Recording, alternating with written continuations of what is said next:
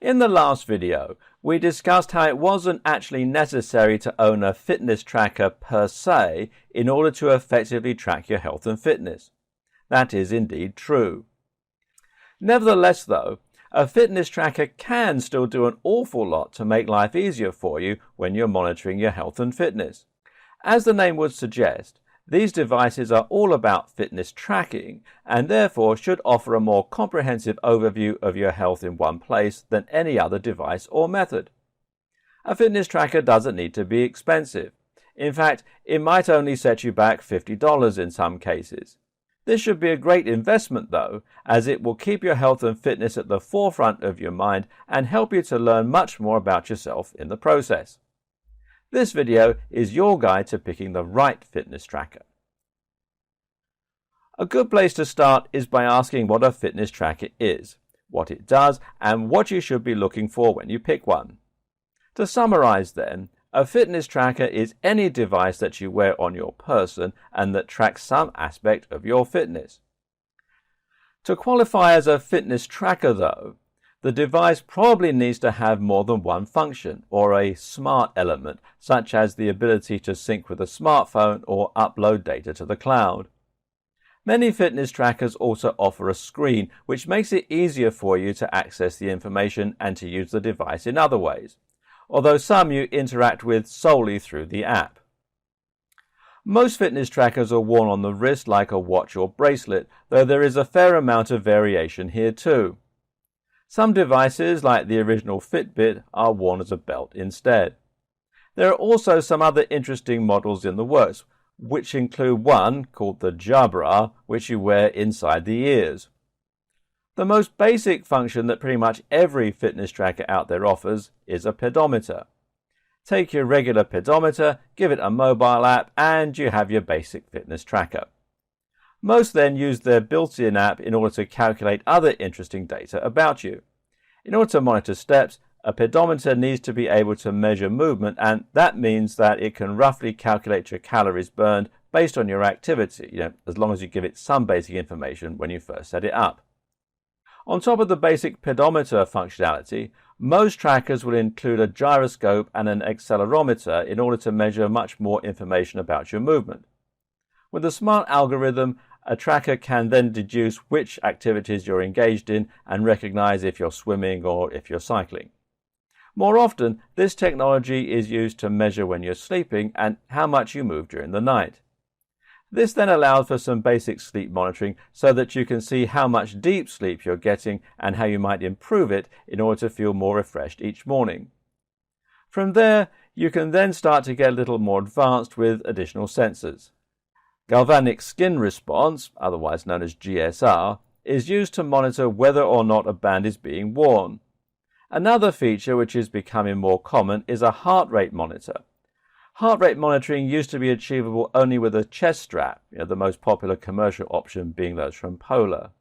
Today, though, heart rate monitoring is possible through wrist-worn devices using infrared sensors which effectively film the pulsation of the veins.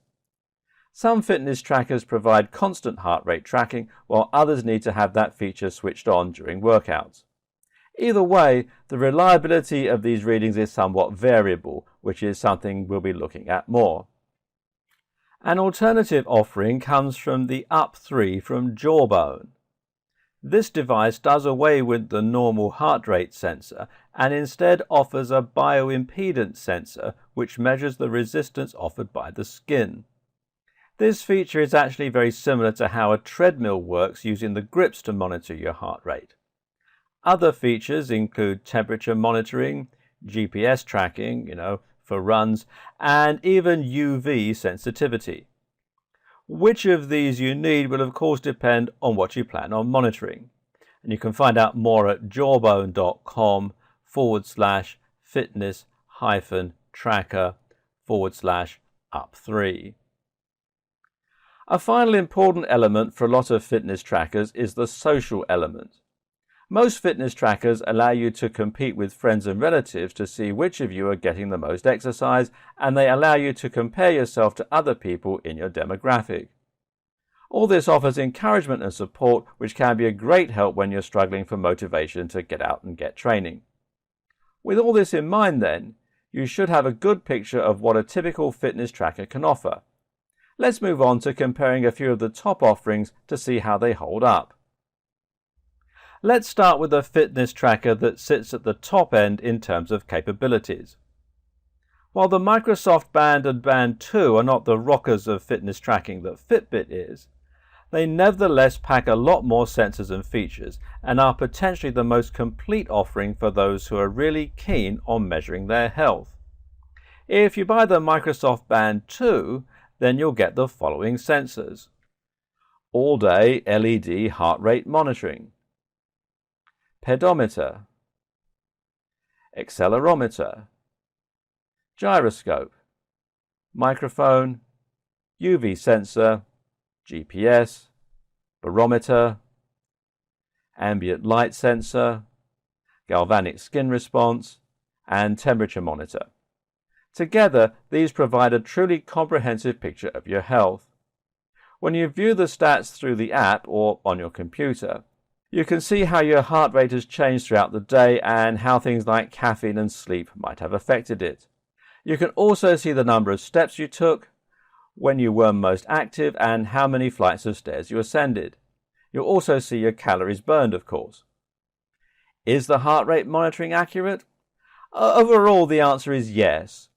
A polar chest strap will be more accurate, but for most people it's not going to be far off. Your mileage may vary though, and it appears that some factors like skin pigmentation may affect just how good a reading you get. When you sleep, you get to see how long you slept versus how long you were in bed, how many minutes you woke up, and how your heart rate varied throughout the night. Eventually, you'll start getting some contextual tips and advice on how to improve your sleep, along with some observations. The Band 2 also comes with a smart alarm, which works by buzzing you when you're at the lightest stages of sleep, up to about 30 minutes before you set your alarm. This reduces sleep inertia, so you're not groggy when you first get up. When you train, either in the gym or out running, you'll get an even more minute-by-minute breakdown of your heart rate. During training, you'll be able to see how many calories you burned, how much of that was fat versus carbs, and what the cardio effect of the training was. With time, the band can even tell you roughly what your VO2 max is, which is a great measure of cardio fitness. If you're running and you turn on the GPS, you'll be able to see your routes mapped and a breakdown of your best speeds, splits, pace and times. Oh, and using the UV sensor, it can also tell you when it's time to put on sun cream. What makes the Band 2 an improvement on the likes of the Fitbit, though, is the big touchscreen, which offers an intuitive and pleasant-to-use screen for getting around. This shows you data such as your current heart rate and pace when you're training, but it also allows for more interesting things.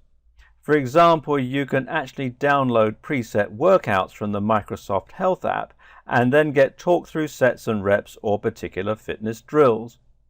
You can also create your own plans, which is a really nice touch. There's even a golf mode that tracks your performance on the golf course, measuring swings and practice swings and showing your route as you follow the holes around. And better yet is the fact that the Microsoft 2 Band also works as a smartwatch. Not only does it allow you to see your messages, respond to them, read emails and check the weather, it also allows you to install apps that others have made. Some of these are really pretty useful, such as the Music Control app that lets you control Spotify on your phone. These features actually have a health benefit too, in that they prevent you from getting your phone out every 2 minutes and allow you to be more present as a result. And you can read more at Microsoft.com/Microsoft-Band. The Microsoft Band and Band 2 work on Android, iOS, Windows Phone, and even Windows 10 for PC. The downside? Well, it's about the most uncomfortable fitness tracker out there and can actually be a little tricky to sleep with. The first band had some quality issues and it's not waterproof, so it's not a good option for swimmers. Battery life is also only 2 hours or less if you use the HR tracking, GPS or watch mode.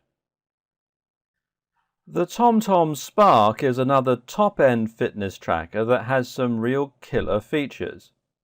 Compared with the Microsoft Band 2, it's not quite so pretty to look at, but it's also a lot more comfortable. In terms of features, it also lacks the smartwatch aspects of the Band 2, but makes up for it in the fitness features. Sure, the TomTom Spark lacks a few of the Band 2's metrics like the barometer or the ability to calculate VO2 max. However, where it gets more useful is in the 5-day battery life and the waterproofing. These are great features for those who are really serious about tracking their fitness full time. What's also cool about this option is that it provides you with the option to pick and choose the features that you want. Some models, for instance, will let you store music on the device, something else the Band can't do. So you don't have to take your phone on runs. You'll need Bluetooth headphones though. You can optionally choose GPS tracking and heart rate monitoring, and if you go for the full feature set, this will again be one of the most comprehensive trackers available. What's also cool is that you can use the Spark with a chest strap for more accurate readings. The latest Fitbit is the Surge. The feature set is very similar to that of the Spark, with a heart rate monitor, pedometer, sleep tracking and a nice big display. It's not a smartwatch though, so you won't be using it to send text or catch up on Twitter. Unfortunately, it isn't waterproof like the Spark, but it does have GPS built in. Fitbit has one of the best apps from any fitness tracker and has been in the game long enough to build up a massive ecosystem. It syncs with a ton of different apps and has perhaps the very best social elements of any brand. Like the Spark, the Surge only has a black and white display, whereas the Band 2, Apple Watch and Gear Fit all have color touchscreens. The odd thing is that the Fitbit Surge is actually more expensive than the Band 2 or some versions of the Spark, despite doing less. If you're not fussed about the heart rate monitoring though, you could go with a different model of Fitbit, such as the Flex, and that would also mean rocking a slightly more subtle look without the display, just a few lights. The Charge HR, meanwhile, offers you a tiny screen plus heart rate monitoring, so again you can really pick the model that best suits you, and you can find out more at Fitbit.com. The Jawbone Up 3 is something completely different from the other options on this list. The Jawbone Up 3 has no display, which some people will see as a downside, but other people will love. Certainly the Up 24 and Up 3 are sporting some of the most stylish designs of any fitness tracker, and this is great if you want to carry on wearing a watch or if you want to avoid being too ostentatious with your technology. Jawbone is also one of the best options for women, as it's slim enough to fit around a thin wrist or arm, and also has available designs that, don't look like a big hulking piece of technology on your wrist. The Up 3 had lots of delays at launch which damaged its reputation. However, the heart rate tracking is interesting, although it offers snapshots throughout the day rather than a continuous update, and you do get some metrics you won't find anywhere else, like temperature during sleep. There are other Up models too, and you can find out more at jawbone.com. We could go on forever, but the above should help to provide more than enough options. In case you're still shopping for that perfect tracker though, you might also consider the Nike Fuel Band SE, which is great for gamification and which measures fuel points rather than steps, which correspond to general activity. Otherwise, this one is a basic monitor, and you can read more about it at Nike.com.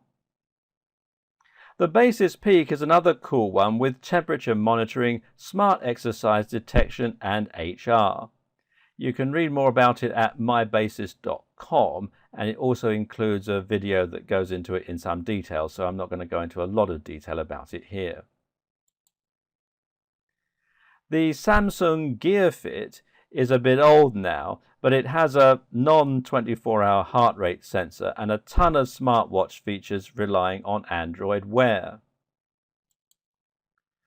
The Vivo Smart from Garmin is a sleek fitness tracker with a display that stays hidden until it needs to show a notification.